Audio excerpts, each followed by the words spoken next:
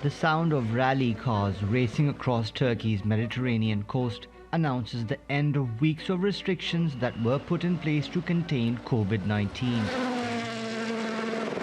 The hot springs of Pamukkale hosted nearly 200,000 visitors in August, and the hot air balloons and camels of Cappadocia are also back in business. It's a welcome change for locals and foreigners who've started returning to tourist attractions across the country. The central bank says economic activity is picking up pace beyond expectations, but it's also driving up consumer prices. As a result of the rapid recovery in the economy with strong credit momentum and the developments in financial markets, inflation followed a higher course than expected. Consumer prices rose by 11.8% in August, prompting the central bank to raise its benchmark lending rate by 200 basis points to 10.25%. It's also using other tools to curb inflation, like setting borrowing limits for banks. While these measures are expected to suppress demand for some sectors, officials hope higher interest rates will encourage more foreign investment in the country. We are particularly interested in projects which will serve Turkey's ongoing course of technology transformation. We will strongly encourage innovative, R&D intensive and high value-added products and service-related investment. The central bank expects economic growth to pick up and inflation to trend lower in coming months. Until that happens, higher interest rates could shore up the country's foreign exchange reserves, strengthen the Turkish lira against foreign currencies like the US dollar and the euro, as well as slow the pace of rising prices. Mobin Nasir, TRT World.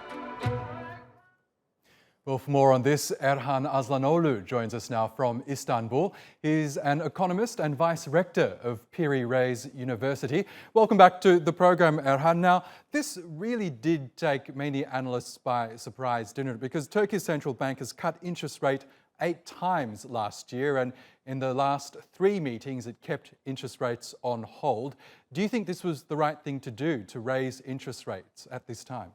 Yes, I think that's the right decision. It's a positive and important decision to stabilize the Turkish lira, indeed.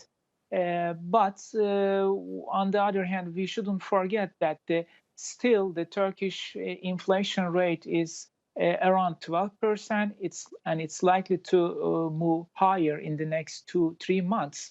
So Turkish central bank may need to raise interest rates a little bit more in the next meetings. But that was surprising today, and that was an important step and correct step to stabilize the Turkish lira, indeed.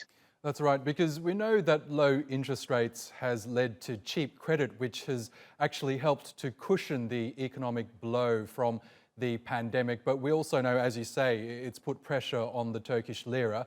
How much higher does the interest rate need to go, do you think? Right at the moment, indeed, the Turkish central bank implicitly uses a corridor. There is the upper limit of the interest rates in its current policy framework is around 13.25%.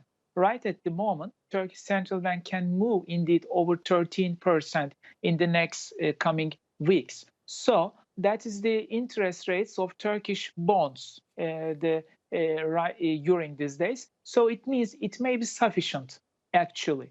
But whether it will be sufficient or not will depend on 2 things, I think. One, the willingness of Turkish domestic residents to stay in Turkish assets and leave the foreign deposits somehow, and the willingness of foreign investors to invest on Turkish bonds and Turkish stocks, whether there will be inflow from foreign investors to Turkey or not. We will see it. If the pressure on Turkish lira will persist, Turkish central bank may need, I think, at least 100 and 150 basis point interest rate increase may be necessary in the next 2 meetings of the central bank. Okay, let's see what happens in the meantime. Erhan Aslanoglu from the Piri Reis University, thank you again for joining us.